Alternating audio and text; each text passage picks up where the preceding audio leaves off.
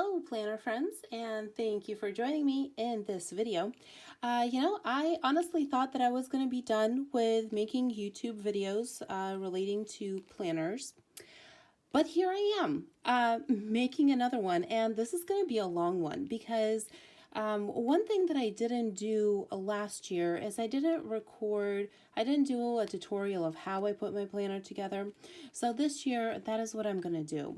So those of you that have been watching my videos, you know that last year in 2021, I made a classic size planner. So it was this big old bulky thing with all the stickers and all of the other fun stuff added in here. This thing weighs like, I don't know, probably a good like, I don't know, 3 to 4 pounds or so. And the cover, I love the cover, but oh my gosh, it makes it so bulky that I'm gonna have to get a new purse to carry this thing around with me. So this year I decided that I'm gonna put this one away and I'm gonna make something a little bit more manageable. You can see comparatively the size is a little bit smaller. It's only a little bit smaller uh, as far as the length goes, but as far as the width goes, it is quite a bit smaller. So the pages this year, they are about half a page. So both of these put together is an 8.5 by 11. And that just makes it a lot easier to put together. I only have to do one cut as compared to what I did here, is I would print these on a full-size page and then I would have to cut out the entire page. So I'd have to make 4 cuts for every single page, and that was just way too much, and I couldn't handle doing all of that again because that was very time consuming.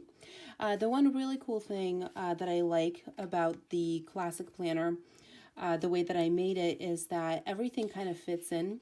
So all of the different little boxes, they are exactly the size of a classic planner. All of the little boxes on the insides, everything is exactly how the classic planner has it. So I think it's like 1.5 inches across by a 2.5 inch box, and it's split into the 3 columns. At least that's for the most part. So that was kind of cool, but I didn't use a whole lot of Happy Planner stuff anyways. So once I got to about halfway through the year, I realized that next year I'm going to do something more simple. So here it is. This is what I'm doing this year, and I'm going to go through an entire tutorial of how I made the cover. And I know it's a little flimsy. I could do a better job on that. How I made the different dividers, and I only used half a page for the calendar as opposed to in my classic planner it was taking up both pages. And how I made the rest of the guts of this thing. Oh, and I also have a little video on how I made this cute little tabby here. So let's go ahead and jump into it. Well, let's start at the beginning. This is where I kind of began everything of making up my the papers that, or I guess the guts, right, that are going to go inside my planner. So I wanted to start off by doing the monthlies, and as you'll see later on in the video, I'm going to do them as a half sheet for this year instead of how I used to do them on 2 sheets of paper.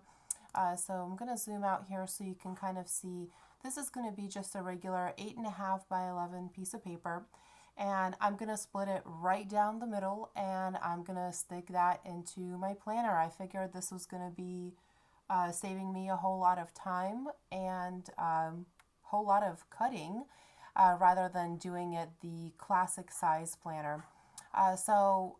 Originally I thought of printing the calendars directly onto the back of the paper that I was going to be using as the divider.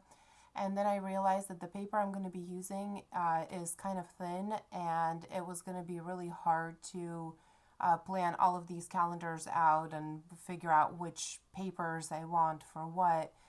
So I ended up printing these out on a regular piece of paper and then slicing these up and sticking it onto the pretty back of the scrapbook paper that I use. So we'll zoom in a little bit. The way that I set my margins up for this piece of paper is I have a 1/4 inch on the top and the sides, and then a 1/2 inch on the bottom. I do think I'm going to change this. I printed out 4 calendars so far, and I noticed a couple of things that I can do differently, so I'm actually going to go ahead and change it to 1/4 inch all the way around, and hopefully that's going to work out a little bit better for the next calendars that I am printing. So now let's move on to the actual guts of the calendar. And I set up formulas for these boxes. I know you can't see it in the first one, but everything pretty much just adds 1 on to the previous day. And then for the first of the month, I just stick a 1 in, and then the rest of them kind of roll over. I did add January on top of the to do this week. Or, according to whatever month it is. Later on, you'll see it's February, March, April, etc. Like here you see February. And that's just so I could keep better track of it, because I decided to do a whole bunch of them under one tab rather than individually having tabs for the different months. That just got a little overwhelming. It was easier for me just to do it this way, because I'm printing this out anyways, and I'm just going to write on it with a regular pen. So then I went and did my usual layout of the days on top, and then the name of the day of the week. And then I have a section for the national holidays, and then I just had one big long section for whatever it is that I'm going to handwrite in there. I did do the to do this week column. In the previous or last year, I had a notes section, and a lot of the times I ended up whiting it out or, putting a sticker over it, and it drove me kind of crazy because I did that so much that I think if I have a to-do list on the side and this empty space, I'm going to be using that a little bit more often. But then again, we'll see how the year goes on. So again, this is a full-on page. This is a horizontal layout or landscape layout. That way I'm just going to slice it right down the middle right here when I actually cut this. And let's take a look at what the margins look like. They are 1/4 of an inch at the top and the bottom, and on the sides they are 3/4 of an inch. And the reason I did this is because the hole punches, they're going to go on this side and they're going to go on this side. So once I cut this straight down the middle, I'm not going to have a whole lot of room left between the edge of this and the end of the paper, but I'm going to have plenty of room for those hole punches on the sides there. So I went through and did all of the daily holidays for January and February. I did put in my the work schedule on the days that I'm teaching, so I'm not going to scroll through that one too much. You guys don't need to see that.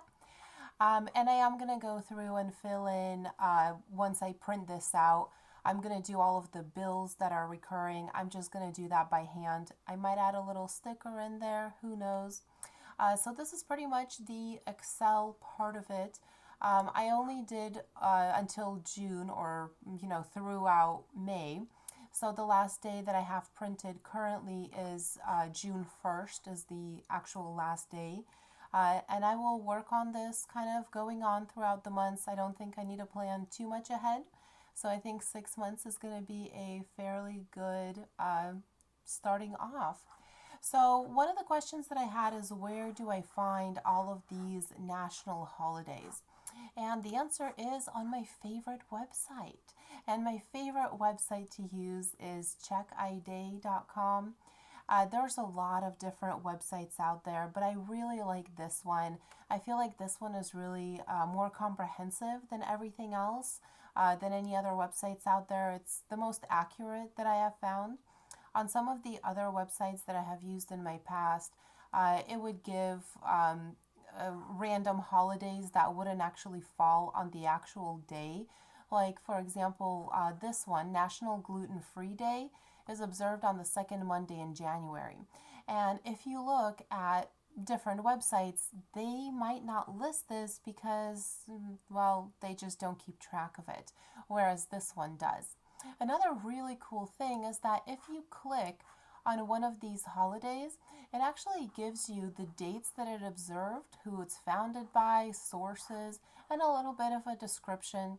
It also may give you some ideas of how to observe the holiday, and it gives you some other fun stuff in here too. So this is the reason why I really like this website. I recommend it to pretty much anyone that asks me. This is my go-to, and that's how I'm going to find all of these daily holidays. And one of the things, like I mentioned on this website, some holidays, they're not annual or they don't have a set date every year, like second Monday in January, right? So you might see on my planner, there's regular filled in stars. Let me zoom in here a little bit. So there's filled in stars, and then there are these hollow stars. And the hollow stars are the ones that represent a holiday that doesn't fall on the same day every year. And actually, I just noticed a mistake because Memorial Day is not a set holiday, it's on a Monday. So there we go, fix that. Alright, so I hope that this part of the video helped you figure out how to set up your planners. If you need me to go into more detail on how I figured out all of the boxes, all of the sizes of the boxes, that gets to be a little bit more complicated and I don't think it's really needed in this video. But if you have a question on that, I'm more than happy to help. Leave a comment and I'll be answering it. All right, so here we are getting into the actual putting together of the new planner. First thing I did was I opened up my new discs that I got. They are not from Happy Planner, they are Parker Lane brand. And I got them because one, they're really pretty turquoise color, and two, because, well, they were on clearance. And so I whipped out this a scrapbook paper stack. This one I got actually last year because I wanted to do floral last year, but then I decided to go against that for some reason. But I am going to use it this year, and it's very limited on pink, so I'm a little disappointed. But my second favorite color is blue that you see here. So hopefully this is going to make me happy for 2022. We'll see. I might change it up. I actually did start, and I made a cover and I made some tabs in a dark kind of punky almost feel to it. But then I didn't want to change out the hot pink discs for the 2021 planner. So I decided I'm just going to use this new one and go with a blue theme. So here I am slicing up all of the different scrapbook papers, and I'm using this We Are Memory Keepers multi-tool. And you see that I did the little tabs on the side. And one of the reasons why I didn't print directly on the paper was because I needed those tabs and I wanted them to be the same as the rest of the paper. If I would have printed directly onto an 8.5 by 11, I would have had to do some sticky tabs or something. And then I cut out the back and front cover, and I'm doing two pieces of paper. So I'm gonna stick the two of them together to hopefully make it a little bit more sturdy. And I'm sticking some quotes on there because I will be changing them up. So this way each side has something. So if I want to have the side that you see on the screen now be the outside cover, then I can do that. And it's got a little quote and it's cute and it's glittery. And of course, if I want to do the other side, which I actually ended up going with, as you saw earlier, then that side also has a sticker.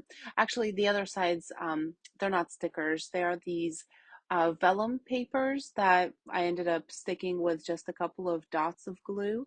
And then once all of this goes through the laminator, it's all going to hold together and I don't have to worry about it. So I used my glue tape runner to stick both of those, the two scrapbook papers together, and they're not exactly perfectly stuck on, so you do see a little bit of a white edge overlapping on one side, and that's not a big deal. I did make these a little bit bigger than what I needed them to be, because once I run them through this cold laminator, I'm going to be able to cut them exactly to size. And you see I stuck another little piece of paper on the side there because one, I didn't want to waste the laminating sticker sheet, and two, because I wanted to make the little tab that you saw in the beginning of this video. I thought I had a tutorial on it, but I didn't end up filming it, but you kind of get the idea. So this was a little bit difficult to cut because once the covers are laminated, they kind of slip and slide all over the place. But after a couple of tries, I realized that, hey, I need to adjust how I'm doing this. And once I realized it, I was able to cut everything and everything was straight and it turned out pretty good. I am slightly worried about the fact that I cut through the laminating sheet and the paper because it may come apart at some point. But honestly, this was so easy to make that even if it does come apart, it's not a big deal. I can always make a whole new cover and it won't take me very long and I can get even more creative. So that's all right. So now that I have all of these papers together, I got the little discs and I started putting everything where it needed to be. And I realized that I got to redo the tabs because I did the tabs in that punky style, but now I have these pretty blue flowery papers. So I'm going to go ahead and redo those, stick those calendars on there and hole punch them. And honestly, this was such an easy process that I think I prefer doing it this way and gluing one side next to or on top of the scrapbook paper because it also makes it sturdy and it just makes it so much easier. When I was printing last year, I printed my calendar directly onto the scrapbook paper. It was kind of hard to figure out, the whole printer setting and all of that stuff. And it I wasted a whole lot of scrapbook paper. I wasted a whole lot of regular paper. And this year, I really didn't have all of that waste. So I'm very happy with so far how everything is turning out. So here was the long process of putting all of the stuff on the little rings. And once I put all of this together, I realized this looks really sad and I need to get more pages in here.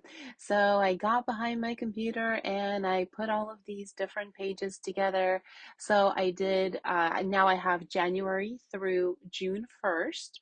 So I have 5 months and I will be completing the rest of the months at some point later on. But uh, I'm not in too much of a hurry to do that. I don't want to plan super, super far ahead.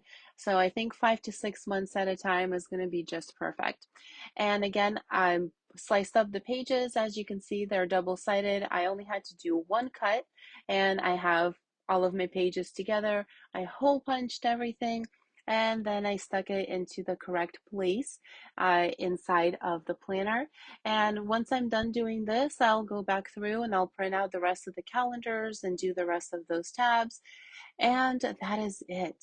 All right. Thanks, guys. I really appreciate you being here. If you have any questions, post a comment. Let me know. I'm more than happy to help anyone put their own planner together. And maybe I will see you in another video.